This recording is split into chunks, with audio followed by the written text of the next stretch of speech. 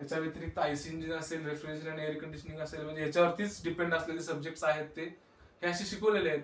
आणि या बऱ्याच बॅचेस मध्ये मला बऱ्याच विद्यार्थ्यांचा एक अनुभव असा येतो, फीडबॅक जो इनडायरेक्टली घेतला जातो, डायरेक्टली तोंडावरती कुणी म्हणत नाही. तोंडावरती म्हणतात की खूप छान झालं सर लेक्चर म्हणून, पण शेवटी काय म्हणतात की एकमेकांमध्ये खाजगी चर्चा करत असताना काय म्हणतात की थर्मोडायनामिक्स फार किचकट आहे आणि आपल्याला ते काय आपल्याला जमत नाही वगैरे वगैरे. पण तसं नाहीये, it is totally wrong. Thermodynamics तुम्ही ज्यावेळी आपल्या भाषेतून समजून घ्याल, थर्मोडायनामिक्सला एकदा इंग्लिशमध्ये वाचून परत त्याला मराठीतून समजून घ्याल. बघा, कुठलंही ज्ञान असतं, जे ज्ञान आपल्याला सगळ्यात लवकर आणि सगळ्यात जास्त कधी कळतं, जर ते आपण आपल्या मातृभाषेतून घेतलं तर. बरोबर.